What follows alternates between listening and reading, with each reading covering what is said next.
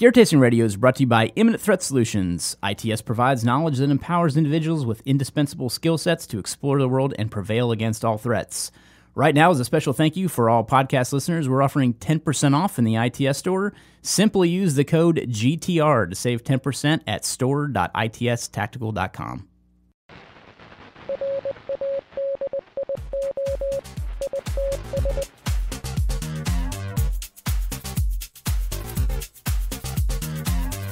Welcome to Gear Tasting Radio, where we offer an in-depth look into the usage and philosophy behind the equipment in our lives. I am joined, as always, by Rob Henderson. Hello. And I'm Brian Black.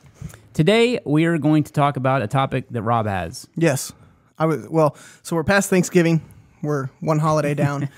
And if you're like us, you spend time with relatives. And I have a wide range of, I don't want to say political, but just like beliefs, systems in my family. And I had a really great conversation with a family member of mine about, I guess, just general preparedness.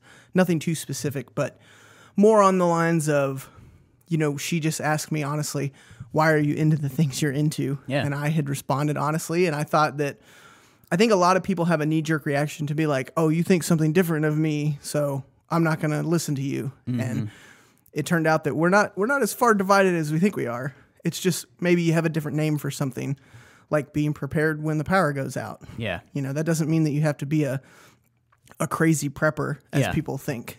And it was kind of interesting.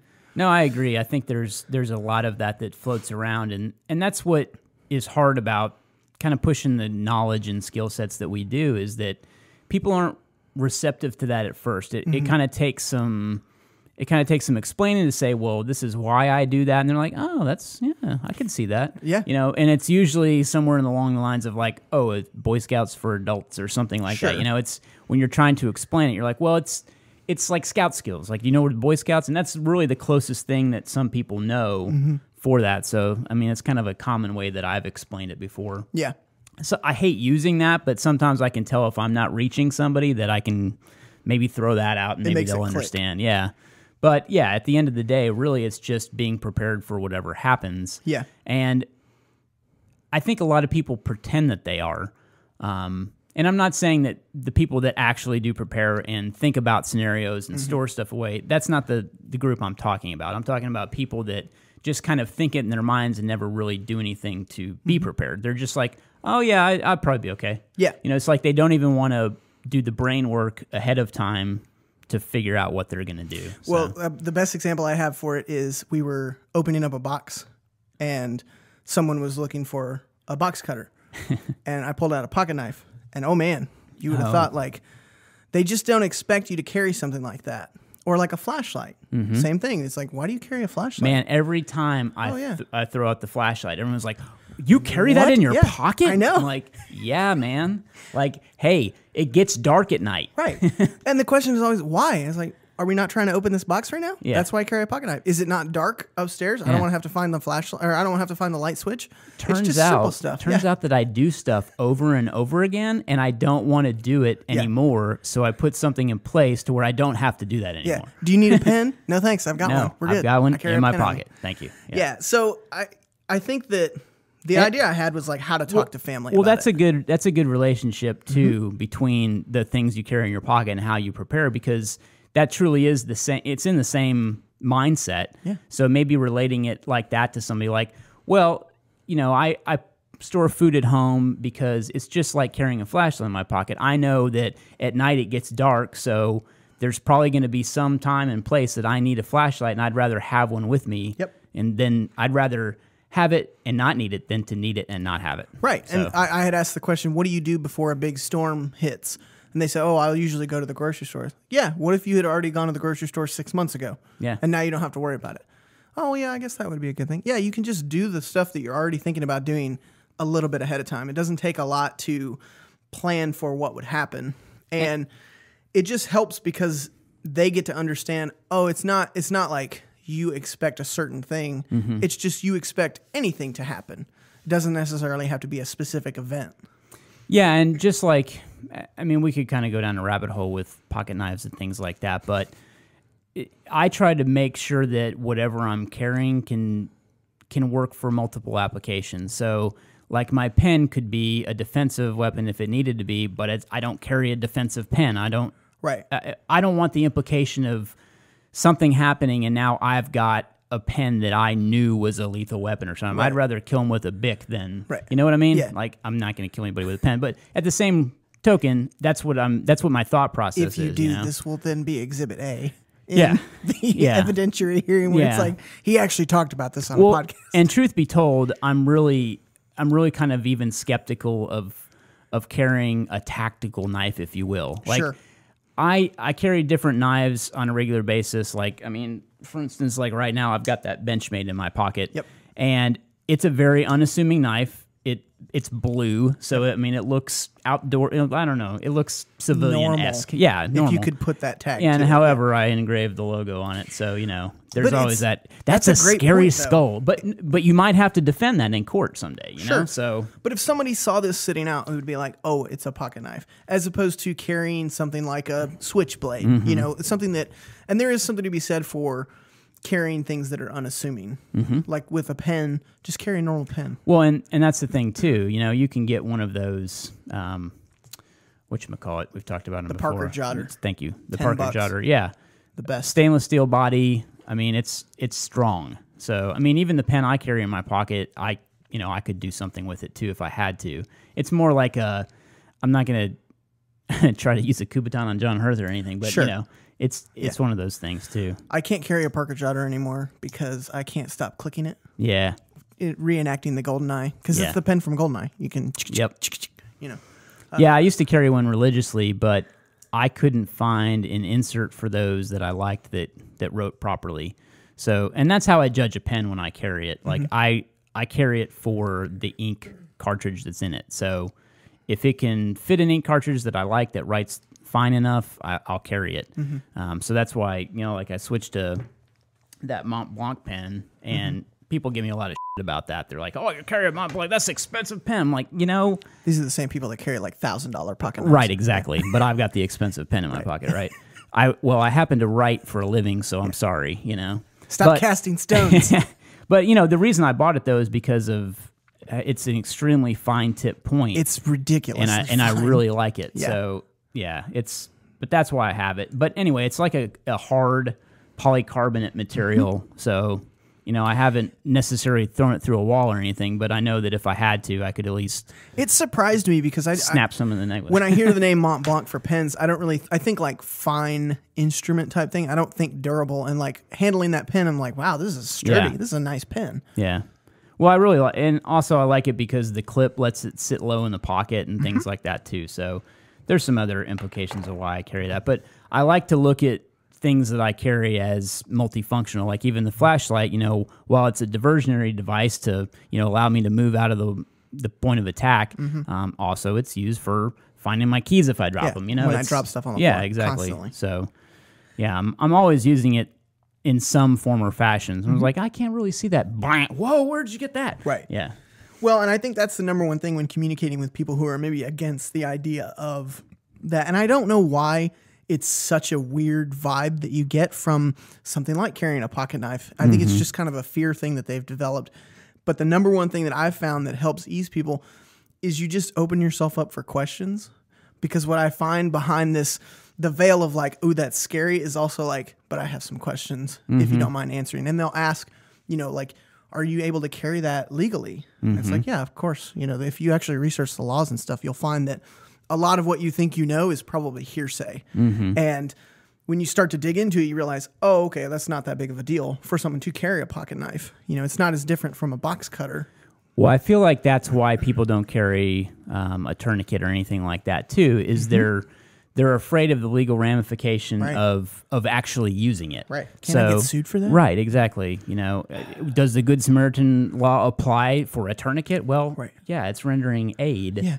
And also carrying a tourniquet doesn't mean you have to use it. Right. You can, but you don't have to. Yeah. And it can also be used on you if you need it. Sure. I mean. Yeah. And that was good to talk to. I talked to a bunch of people this weekend about being prepared for medical type stuff, because we just talked about in that last podcast of like treating trauma and being ready for trauma. And it doesn't cost you anything to have it other than the purchase price of the stuff. Sure. But just tossing that under a seat, you don't have to think about it.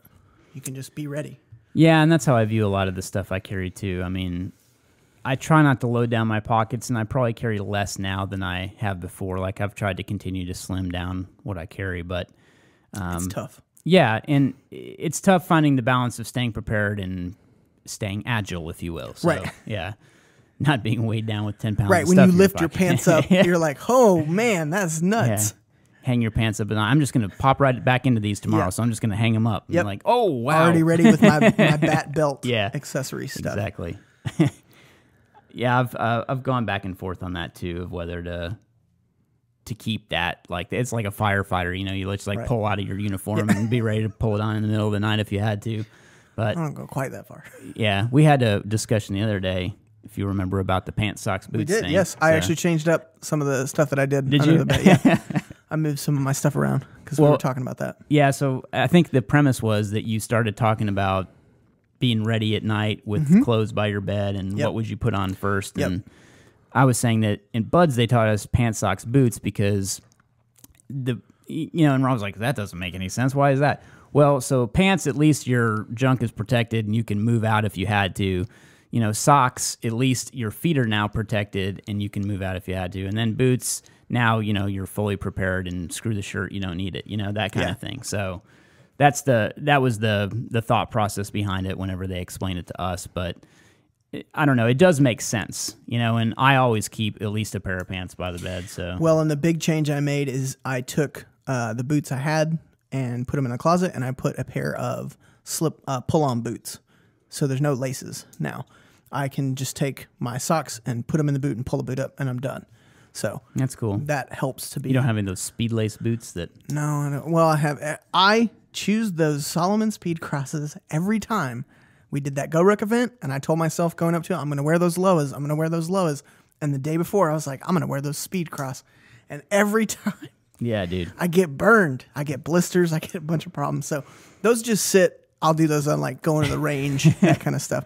I'm done doing like long distance endurance type stuff with those. And I'm the same way. Some people swear by Solomon shoes and stuff like that, but first of all, I don't wear Gore-Tex in shoes at all, so I don't. There's only so many pairs I can pick from in their line because they just don't make a lot of stuff without Gore-Tex. Yeah, they love the Gore-Tex. Yeah. Well, I think that the outdoor community is convinced as a whole that that's what is needed in footwear, and hey, my feet are going to get wet, so I need Gore-Tex. Well, no, you don't. Your feet are going to get wet anyway. Chances are your feet are going to sweat a whole lot more than they're going to get wet. Yeah. So the funk that's growing in your shoes because it can't get out because of the Gore-Tex is kind of a problem. Yep. So anyway. It's leather or bust. Yeah.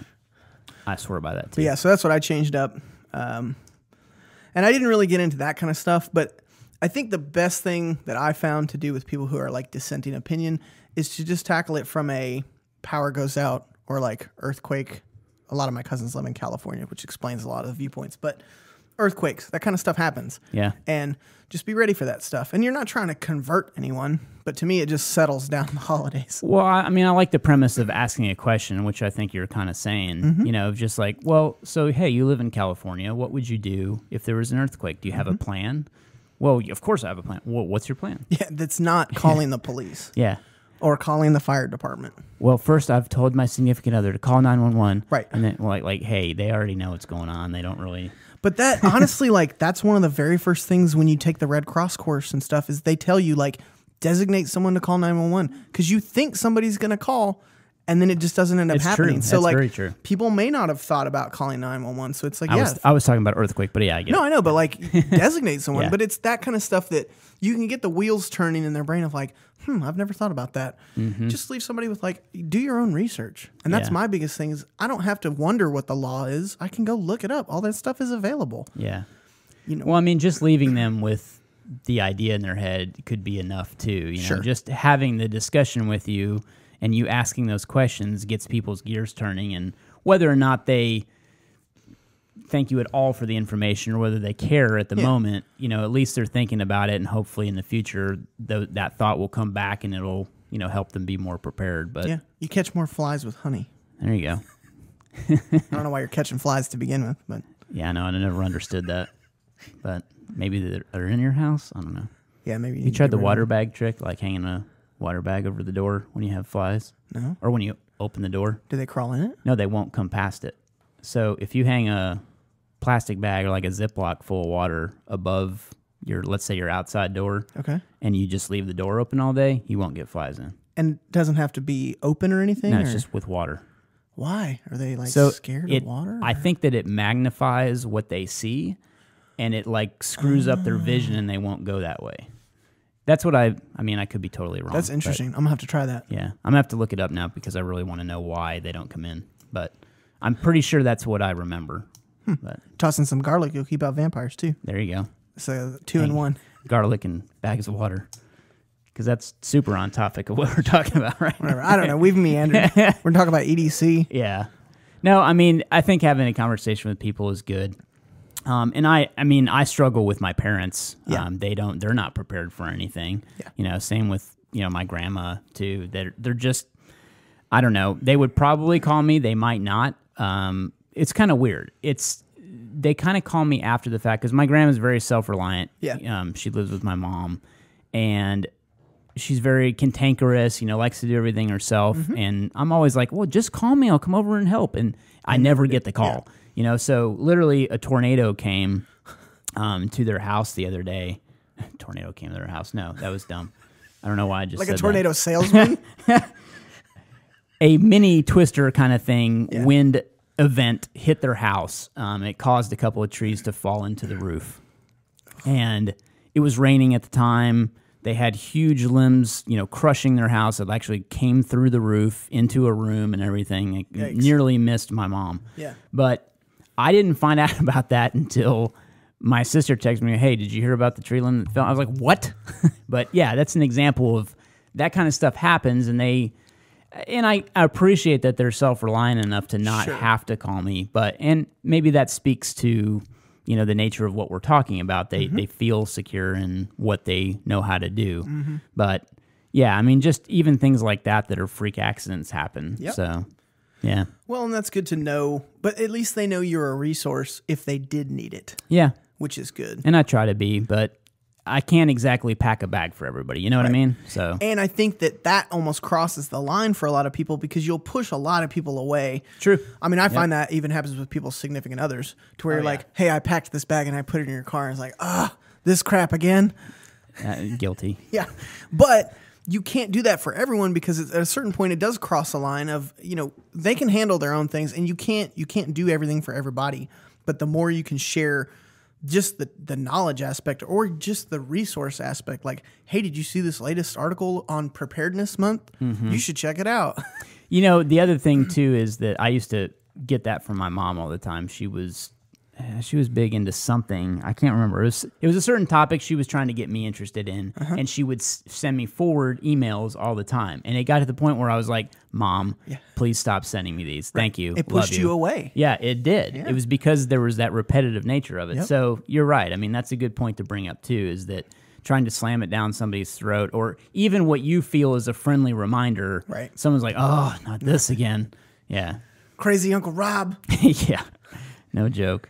Yeah, I mean, I wish there was some way to really get people to, I don't know, take those kind of things seriously, but at the same time, I feel like it's like talking to a teenager sometimes. You're like, you should really be doing this, and they're like, goes one, in one ear out the other, and they don't really think about what you're saying until it happens to them, and they're like, oh. Yeah, you can't. I mean, you can't teach some of clicks. that. Like we talked about in that Pants, Boots, Socks episode of. My fire alarm went off in the middle of the night, and it took that for me to realize that my stuff was in the wrong location. People could have told me that. I mean, nobody saw it, but if they saw it and they said, oh, you should move that, I would have been like, no, that's where I want it. And it takes that event or something happening and hopefully it's a small event to make you think, oh, I do need to change some of this stuff. And at that point, you've made yourself available as a resource. That's all you can do. And you can just share knowledge. You don't have to, like you said, forward every single email that comes across. But there are good examples everywhere for anything that you want to talk about. If you want to talk to them about lock picking, there are great articles for like, here's a really good practical application for lock picking that doesn't mean that you're breaking into places. Like you can just have tools available. Yeah, I like to kind of use the jack of all trades, master of none kind of analogy. That's my philosophy personally. Is that I like to soak up as much information as I can about a very big variety of topics, things along the nature of helping me, meaning they're skills, but they're also knowledge that will empower you during a disaster, emergency, or some scenario that doesn't happen on a regular basis. They're applicable. Yeah. You're not learning to play the French horn. You're learning to start a fire. That can be an applicable skill, not necessarily in an emergency. It's just nice to know how to start a fire. We were at a party a few weeks back, and they had this huge bonfire, and they couldn't get it started. And I didn't step in to help because I didn't really know them, but I could at least diagnose why the fire wasn't starting. I'm like, hey, you guys don't have near enough kindling. Yeah. That would have been funny to say. Hey, you guys should really think about gathering some more kindling before you try that. Well, we took off whenever they were pouring gas all over it. I hate that that's people's default with starting a fire. Just start. I'm like, oh, man. Have you seen that video floating around Facebook of the guy that throws that gasoline, comes right back into the freaking can on him? Ugh. There's a fire demonstration in Poland where he's pouring gas on it and it catches on fire, and he turns and he literally starts throwing fire at the crowd. Wait, maybe that's the one I'm... Yeah. Oh, wait, no. That was the thing that happened is... It was a demo on how to put a fire out, and he ends up throwing fire on the crowd. That's not the one I was thinking you of. Take some fire, and you take some fire. Fire for everybody. Oh, it was terrible. Yeah. No, this one was... And so the thing about fire, too, I don't know if people know this about gasoline, is that let's say the gas, the fire does move from, as you're pouring the gasoline, it moves up into the nozzle. Everybody's first reaction is to go, "Wow!" and throw it. Well, now you've spread the fire. Yeah. That all you should do is gently put it down. It's not going to explode, right? Because it's more than likely not going to be under that kind of pressure, right? But because that's what gas takes is pressure. Yeah, you could set it down gently and walk away just in case. Do not fling it. Yeah. Don't be using gas to start fires anyway. Exactly. It's a terrible method. Never should you be putting gasoline out of a can on a fire. Yeah, so there you go. Not a good idea. Yeah. Step 1. Yeah. Step 3, profit. Thanks for listening to Gear Tasting Rodeo. Remember, if you have questions you would like answered on the show and you would like us to banter back and forth about said topic, use the # Gear Tasting on a social media network, and we will find them and get them answered for you eventually. Promise. Also, check out our crew leader membership. That is our way through a membership of giving you back something in return for basically supporting the site. It's in our episode intel for every show, so if you want to check it out, please do. And if the crew leader membership isn't for you and you still want to help us out, subscribing and leaving a review on Apple Podcasts would be great. Reviews help us grow the show and, get in front of new audiences. So, again, thanks for listening. See you next week.